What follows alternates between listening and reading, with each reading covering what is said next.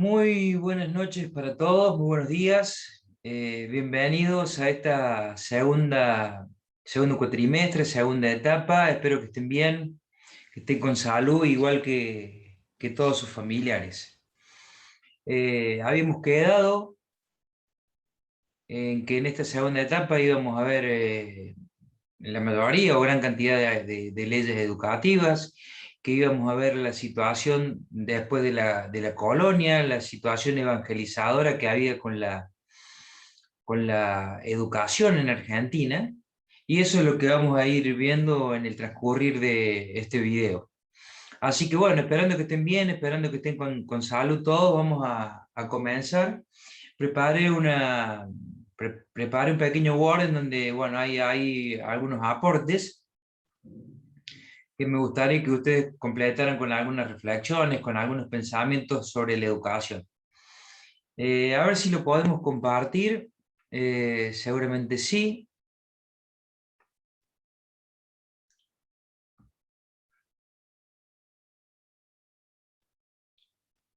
A ver si sale, ahí está.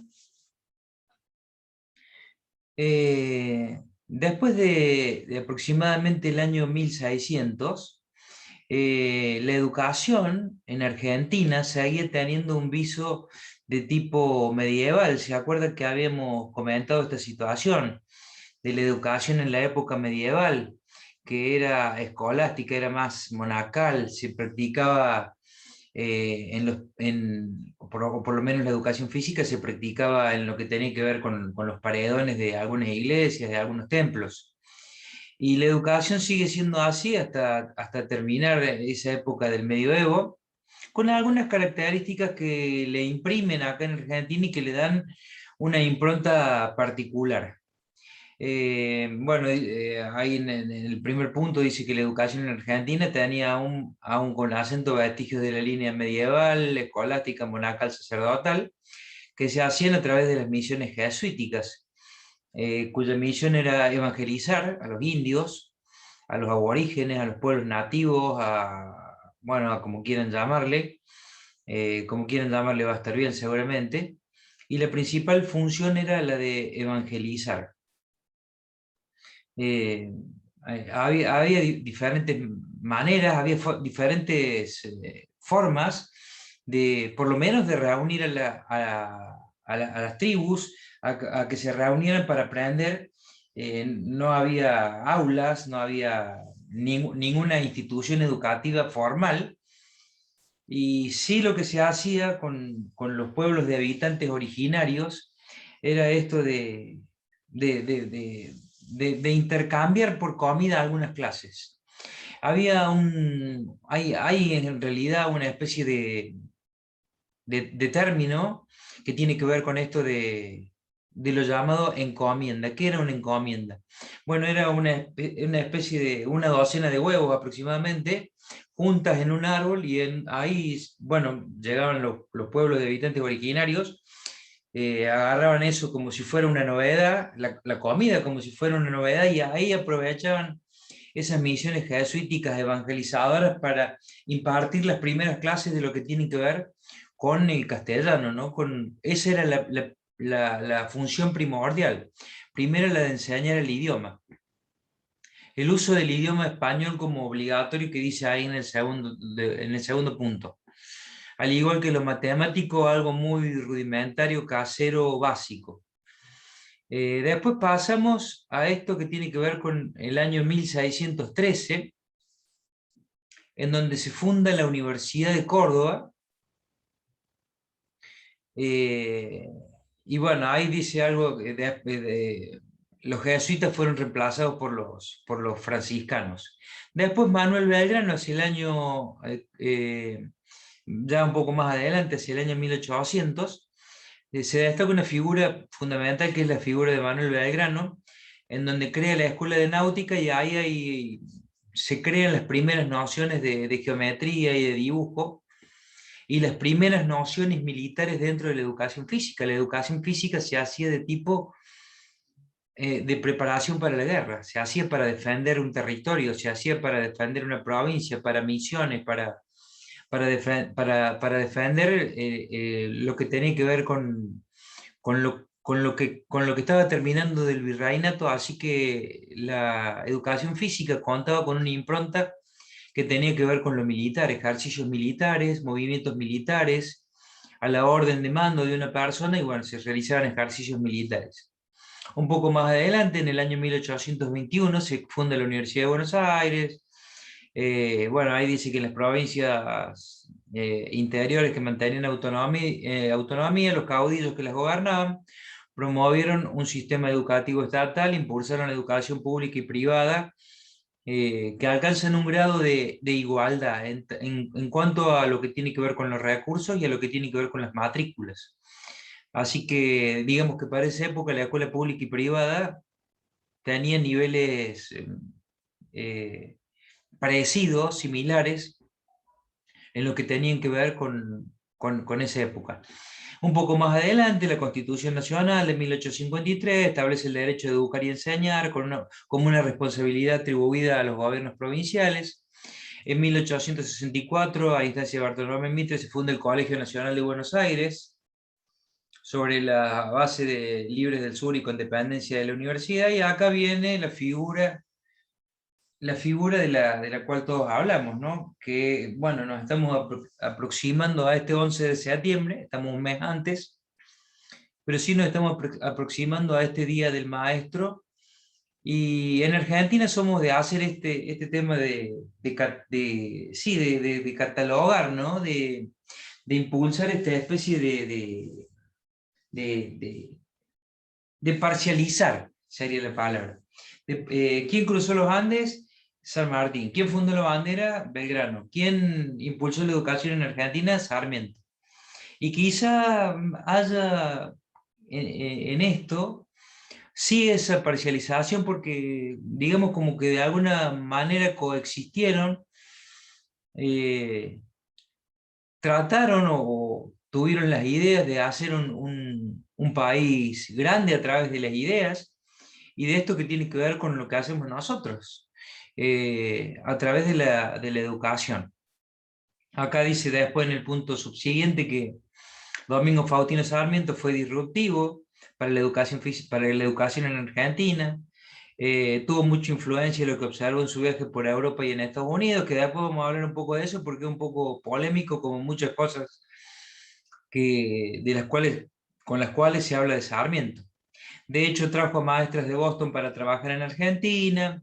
En 1868 llega a la presidencia de Domingo Faustino Sarmiento, la figura más representativa de la educación argentina, y durante su mandato hasta 1874 trajo educadores estadounidenses y europeos, construyó escuelas públicas y bibliotecas en todo el país.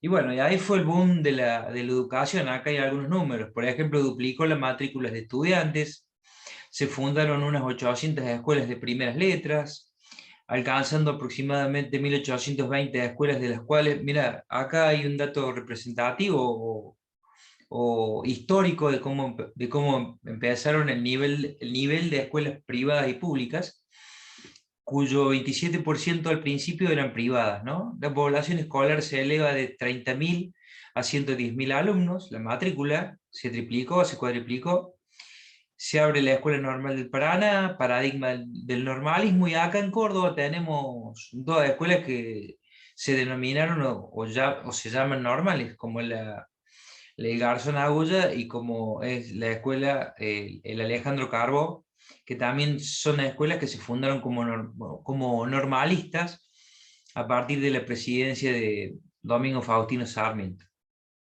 Y acá hay una figura de la época que se llama Juana Manso, quien impulsó el Liceo de Señoritas, se fue a vivir un tiempo a Uruguay, bueno, ella vino con esta idea de, de lo que tiene que ver con la enseñanza. Yo me tomé la atribución de hacer algunas apreciaciones de lo que tiene que ver con la educación de las corrientes evangelizadoras en Argentina, esto de lo que tiene que ver con los pueblos nativos, originarios, porque se mezcla mucho con la presidencia de Sarmiento, con la labor de Sarmiento, con la labor educativa de Sarmiento, con el poder de Sarmiento desde la presidencia para abarcar varios puntos que tenían que ver con la educación, como esto que hablábamos recién, como esto de duplicar la matrícula, como esto de crear casi 1820 escuelas. Así que, bueno, me tomé la atribución de no parcializar tanto la información y tratar de obtener otros puntos de vista, otros enfoques, porque así como Sarmiento fue uno de los impulsores de la educación, también tiene otra mirada que yo no, no, no, no tengo que evaluar, simplemente describir y contarles a ustedes esto que tiene que ver con el padre de la educación en Argentina. Si me permiten, acá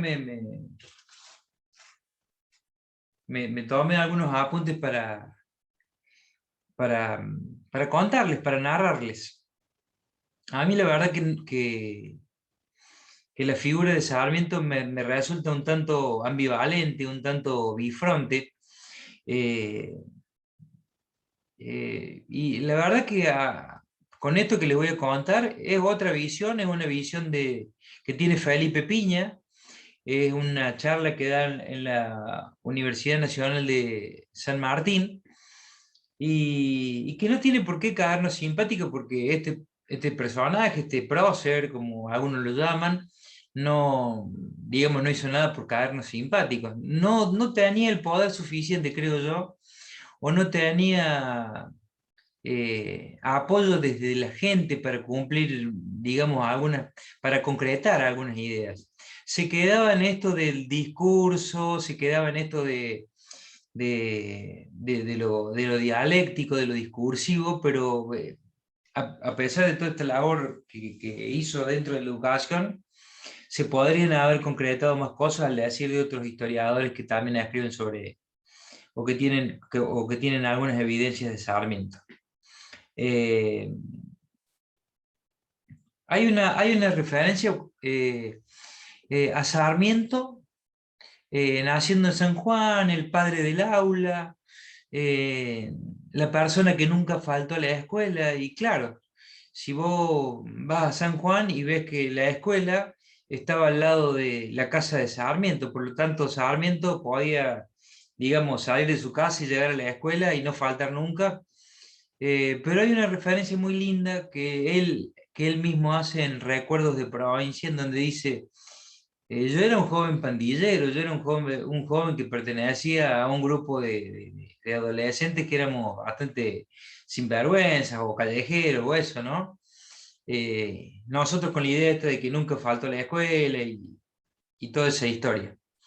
Eh, Él mismo se describe en este libro que se llama Recuerdos de Provincia como un sujeto poco escolarizado, eh, un sujeto poco, que fue educado, digamos, un poco por el padre y un poco por un tío, que lo quieren hacer entrar al Colegio Nacional de Buenos Aires y no pueden porque, bueno, ahí se entra por mucho contacto, entonces cualquier similitud con la realidad es pura coincidencia. Eh, Eh, en 1827 hace esto de este libro que se llama Civilización y Barbarie, ¿no? Fíjate que no es un optativo, no es civilización o barbarie, es las dos. Es un libro que tiene que ver con el aparato estatal, que tiene que ver con las tierras que estaban libres en Argentina, con esto que tiene que ver con la propiedad privada, con los vastos campos que existían, de los cuales nadie tenía conocimiento de quién eran, y bueno, los gauchos y los indios ocupaban algunos lugares que no les pertenecían. Vamos a ir desarrollando el tema poco porque vamos a ir desarrollándolo más porque es un tema para discutirlo en varias clases y para hablarlo y para establecer coincidencia con lo que estamos viviendo ahora. Tiene una temprana vocación docente que la hace aproximadamente en- la hace en San Luis y en San Juan. En San Luis tiene un hijo, después, bueno, viaja a San Juan y crea un periódico que se llama El Sonda. Si ustedes se ponen a pensar, el sonda es un viento, si alguno viajó a San Juan, es un viento caluroso, es un viento que lleva como una especie de arenisca, es un viento que levanta mucha tierra, polvo. Es un, Era un periódico que era como eso, como el viento, ¿no? Era muy molesto para el poder, tenía títulos muy molestos, narraciones muy molestas para el poder. De alguna manera, Sarmiento tenía al ser, digamos, una persona que había leído poco, estaba invadido por algunas ideas revolucionarias con respecto a la educación que en el transcurso de su vida van cambiando y que lo hacen un sujeto polémico, lo hacen un sujeto discutido que bueno, como le decía recién, es muy bueno para poder hablarlo. Eh, en Chile escribe en una piedra, esto de bárbaros, las ideas no se matan, en una roca perteneciente a la cordillera de los Andes, y es una frase simbólica, ¿no? Esto de bárbaros, las ideas no se matan. Bárbaros en esta representación del indio y el gaucho, lo poco civilizado del indio y del gaucho, al quien, digamos, se quedaría exterminar, junto a otra cantidad de gente que se describe en algunos libros. Eh, Ahí plantea, por ejemplo, plantea la Patagonia para Chile, porque decía que Chile podía poblar mejor la Patagonia, podía poblar mejor la zona de Tierra del Fuego. Sarmiento, ¿eh? Que le tendríamos que dar la tierra a los chilenos. Además, había una ley de farmers que, en donde se le entregaba, digamos, no digamos, se le entregaba a las familias adineradas 30 hectáreas hacia el oeste para que trabajara. Y era difícil trabajar esas tierras porque se necesitaban de créditos para la tecnificación y para poder trabajar todas esas tierras que quedaban hacia el este de la vivienda de cada una de estas familias adineradas. Así que bueno, eso es una de las propuestas em, que tiene Domingo Faustino Sarmiento.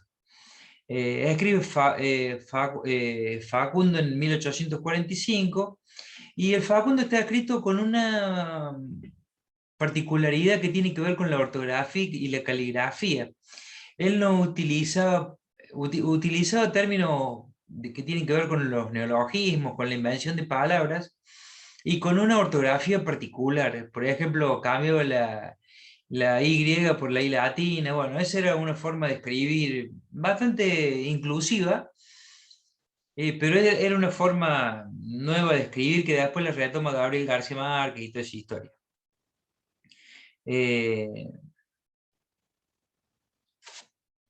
Después habla de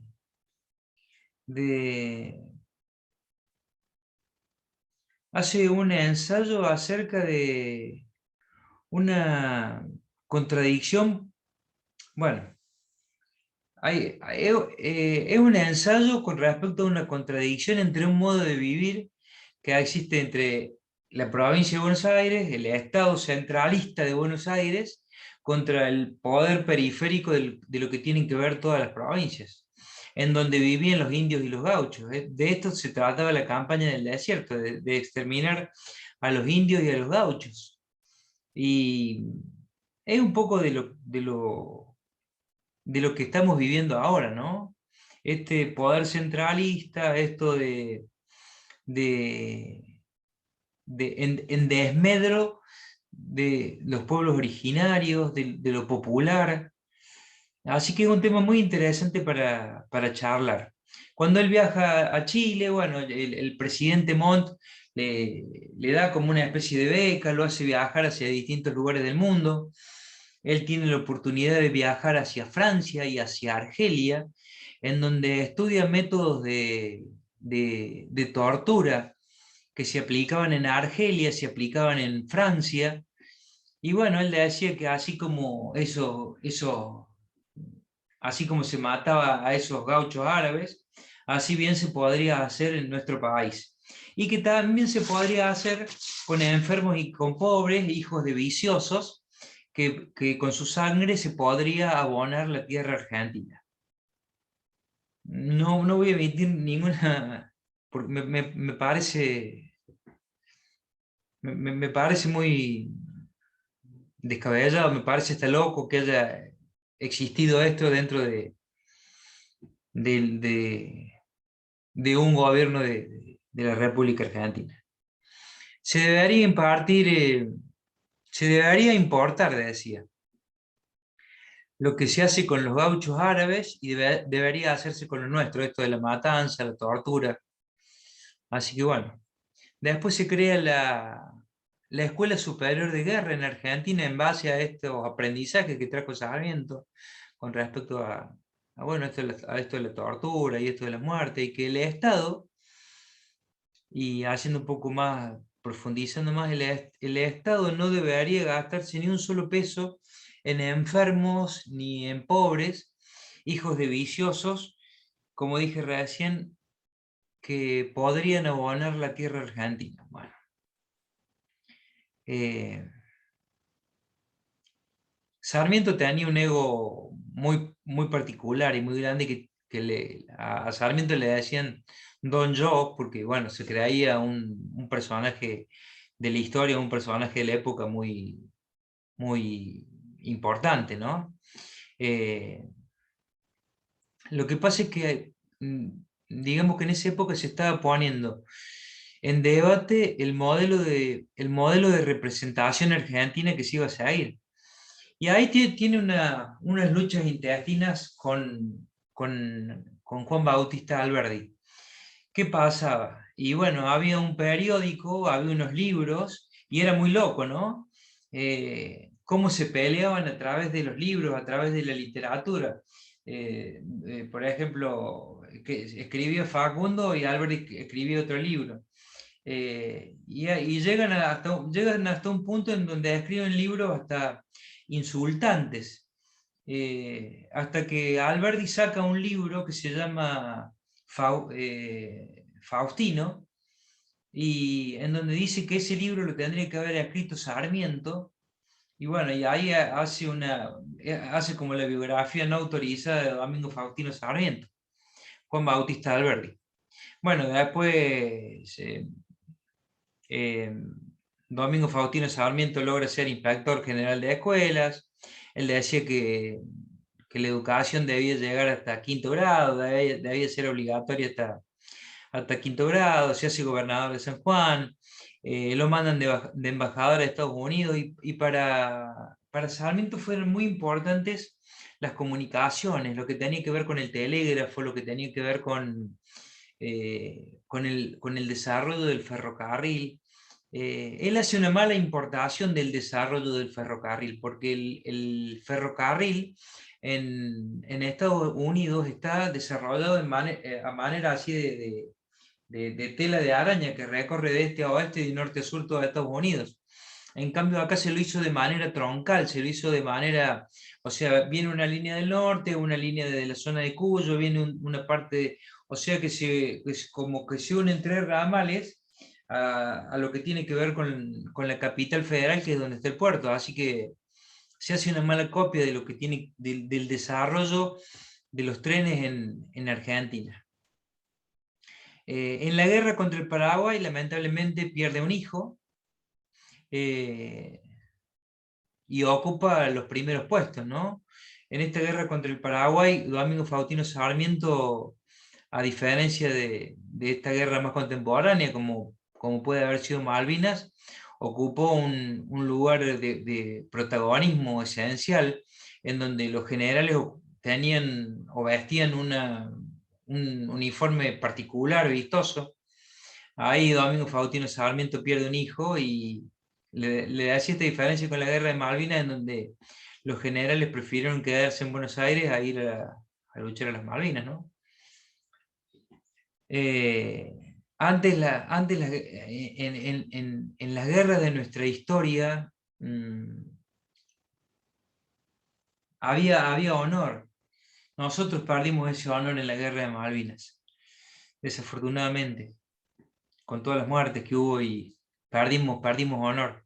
En esa guerra, bueno, todas las guerras son injustas, son inequitativas, son lo peor que le puede pasar al hombre, pero en esta perdimos mucho nuestro honor de argentinos. Trajo las ideas, bueno, volviendo un poco a Sarmiento, trajo las ideas de telégrafo, eh, lo que tenía que ver con la propiedad, toda la parte de Estados Unidos, importa las maestras de Boston. Eh, ¿Qué pasaba? Como dice Felipe Piña,